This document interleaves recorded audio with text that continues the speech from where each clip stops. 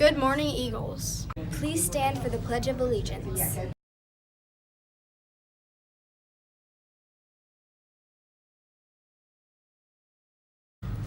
I pledge allegiance to the flag of the United States of America and to the republic for which it stands, one nation, under God, indivisible, with liberty and justice for all. Check out our weather for recess.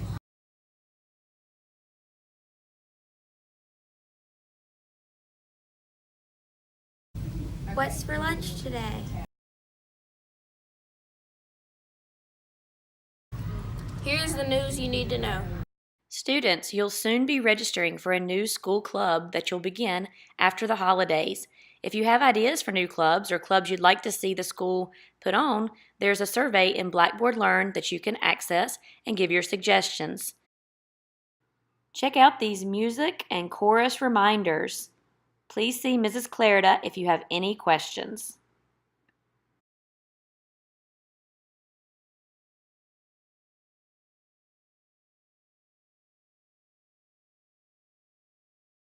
This is our school nurse, and today we will be asking her some questions.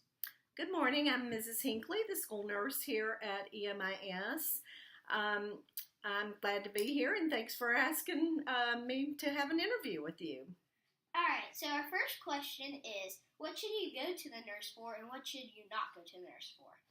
That's a great question. One of the first things I usually ask students when they come into my office is, are you sick enough to go home if you're having symptoms of illness?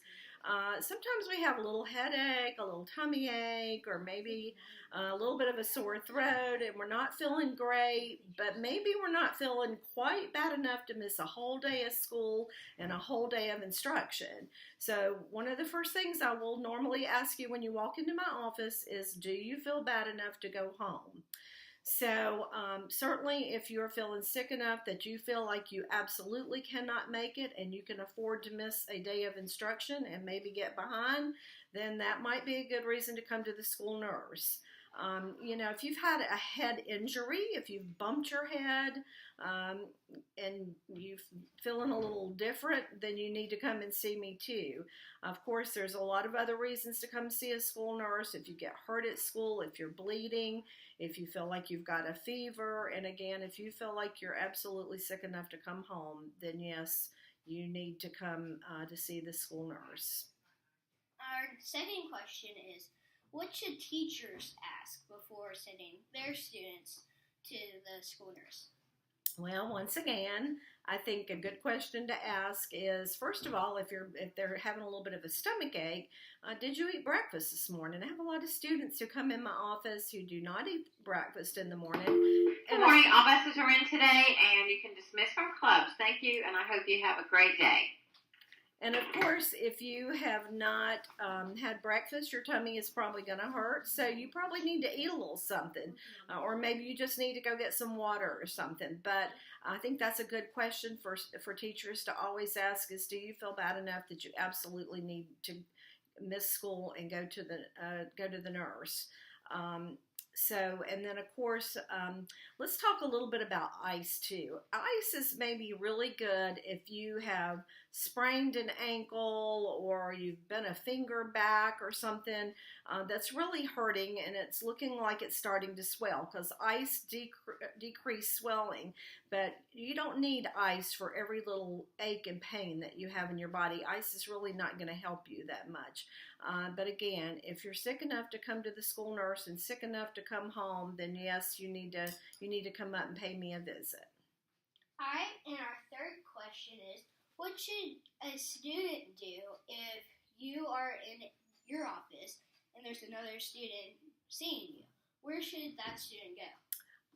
Let's always have respect for our fellow students here at EMIS, and if you see that I'm in my office with another student, then I would like for you to take a seat outside of the nurse's office and patiently wait your turn. I will come and call you when I'm ready for you. Now, if you happen to be bleeding profusely, and that means bleeding a whole lot, then maybe you need to just put your head in the door, or if you're feeling like you can't breathe, if you're having sort of a medical emergency like not being able to breathe, bleeding a lot, then you need to let me know you're right there so that I can bump you ahead of everybody else. But again, if you're just coming up to see me and you're breathing fine and you're not bleeding, then you just need to take a seat and wait your turn patiently. And again, only come to see me if you're feeling bad enough that you probably need to go home, or you have asthma and you need to use your asthma inhaler, or you have bumped your head or something that the nurse needs to evaluate you for. All right, thank you. Well, thank you.